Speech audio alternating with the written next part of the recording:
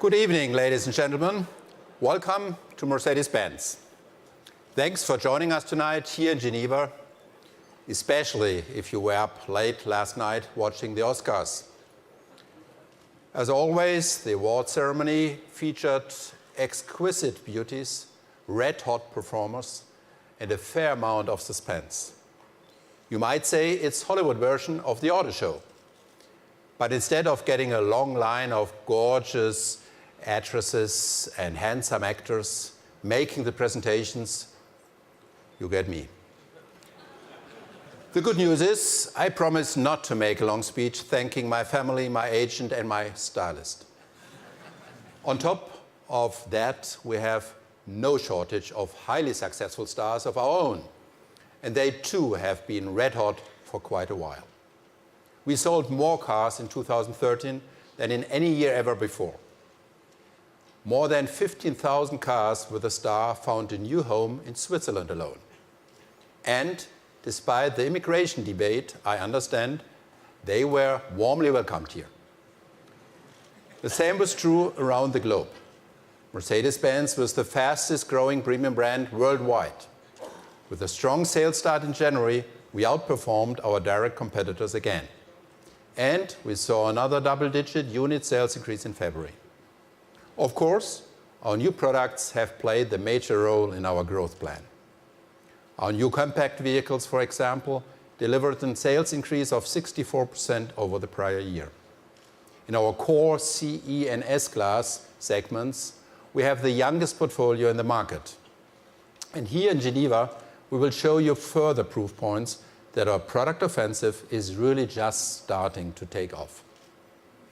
That's good news, because amazing cars will always be the most important means to build some lasting momentum. However, we think it's also imperative to deliver our customers a bigger and broader experience. And that's what we would like to discuss with you tonight. First of all, I firmly believe achieving long-term growth in the auto market, or in any market for that matter, means understanding where your customers will be and what they will want, even if they don't know it yet. Think about it, 150 years ago, no one was asking for a twin-turbo SUV. If you would have conducted a survey back then to ask about future mobility trends, a major point might have been, let's breed faster horses. Now, if you're asking around in the auto industry today about where we're heading, the key word you'll hear is more. First of all, the gravity center is still becoming more Asian. At Mercedes-Benz China, for example, we started the year with another sales increase of 45%. Next, the global automotive market is getting more electric. That change is by far not as disruptive as many people thought. But our B-Class electric drive, in cooperation with Tesla, is just the latest proof we keep our eye on the ball. Plus, cars are becoming ever more connected. And based on that, they're also more and more autonomous. Our new C-Class, for example, can already guide you through stop-and-go traffic on its own. These are the obvious trends driving our business today. And they are important. That's why you'll hear a lot about them in many press conferences tomorrow. But our focus tonight is on the fact that access to individual mobility also has to become more convenient. And that's because the lives of our customers are becoming more and more complex. Just a few examples. In ever-growing cities, space is limited, and that includes parking lots. Maybe you've heard that a single parking space was recently sold in Boston for more than $500,000. That money would buy a lot of subway tickets. In fact, it might even buy your own subway car. Especially for Generation Y, life is also less predictable. For example, the company where they start their careers will most likely not be where they retire.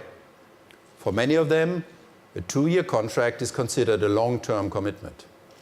For these people, the average 5-year relationship to a car is simply beyond comprehension.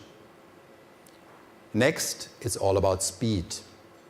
Soon, we may not even wait for the pizza boy anymore. We'll probably get our salami supreme delivered by a drone.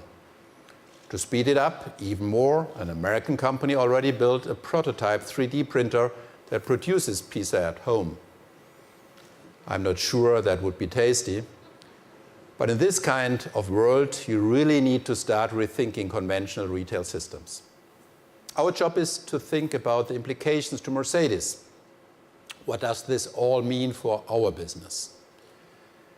Some experts suggest that because of these developments, individual mobility is heading down a dead-end street. But when you stop talking about car customers and start talking with them, a very different picture starts to emerge. Let's look at the facts. Even in the so-called saturated markets in Europe, Japan, or the US, our assembly plants are working overtime. Yet we are still not able to build as many cars as we could sell at Mercedes right now. Looking further ahead, global vehicle markets are expected to grow another 30% by the end of this decade. And especially among the young, connected, and always-on type of customer, the Mercedes brand is more relevant than ever. In 2013 alone, the brand with the star enjoyed about 22 million user interactions on Facebook. Only one brand had higher number, Disney. But that's okay. We absolutely do not compete with Mickey Mouse. Now, the question is, where do we take it from here? How do we secure all the aspects that made the car a global success story, like independence, personal freedom, and driving fun? And how do we take them to the next level by providing a more convenient experience in this more complicated world? Our answer is this: extend the user experience for our customers by embedding our core product, fascinating cars, into a cloud of seamless services. Because virtually no product, including an automobile, is purchased or used in a vacuum. Products today are increasingly less standalone in their use. We all know what the iPod, for example, was not just a game changer based solely on design or technology. It was also about the connection to the convenient world of iTunes. The same goes for an e-reader like Kindle. It's more attractive to buyers because of the easy access to Amazon and its massive library of books and magazines. In both cases, it's the hardware and the software that make the difference. Customers are buying a total package. And the funny thing is, unlike many people feared, the iPod did not kill the music industry, and the Kindle did not end the book market. In fact, they really revived their respective markets. Even analog music in the form of the old school vinyl album showed an increase of 32% last year in America. And I don't think that's because there are 32% more DJs these days. It's because people in general still care about great music, or good reading for that matter. They just don't necessarily care about where that music or literature is stored. My point is this: just like music and literature, people will always care about individual mobility. It's just our job to make sure it comes in a convenient package that fits our customers' lifestyles. That's why we've been hard at work over the past years at Mercedes, developing services to satisfy our customers' needs, all built around our products, our hardware, if you will. Our financial services contract volume exceeded 83 billion euros last year. Not bad when you consider just 3 decades ago, many people said the premium business will always be a cash business. Likewise, there were skeptics when we pioneered our flexible car-sharing system, Car2Go. Today, we are the leader with more than 600,000 customers. This year, we want to hit the 1 million mark. That's one reason why this man is smiling. After all, Klaus Entenmann is not just our head of financial services, he is also in charge of our mobility solutions. And that combination underlines car sharing also makes financial sense. With Movil, we are even thinking beyond the car because our customers are also doing that sometimes. And there's not just the vast majority of people who don't have 500 grand for their parking space in Boston.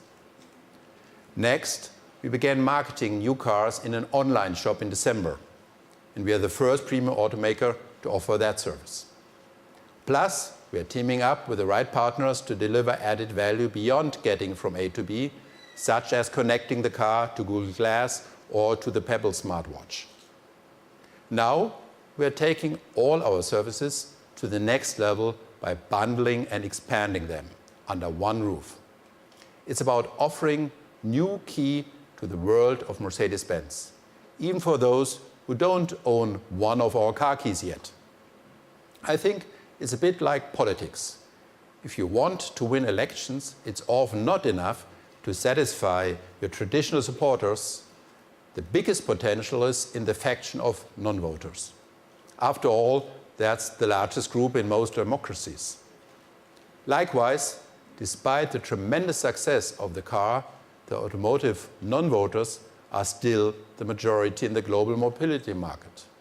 For these people and for all our current customers, we will offer an entire package of premium services worthy of our premium products. It's a package they can access through a single gateway, whenever and wherever they want. And that's a major growth program for us. To tell you more about this, here's a man who knows everything about our customers.